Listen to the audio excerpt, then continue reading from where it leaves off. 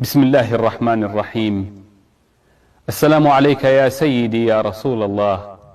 السلام عليك يا سيدي يا خير خلق الله. السلام عليك يا سيدي يا بشير. السلام عليك يا سيدي يا نذير. السلام عليك يا نبي الرحمة. السلام عليك يا نبي الأمة. السلام عليك يا أبا القاسم. السلام عليك يا حبيب رب العالمين. السلام عليك يا سيد المرسلين ويا خاتم النبيين.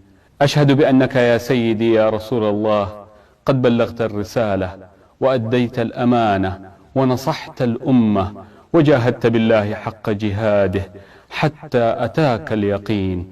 اللهم صل وسلم وبارك على سيدنا محمد صاحب الوجه الأنور والجبين الأزهر.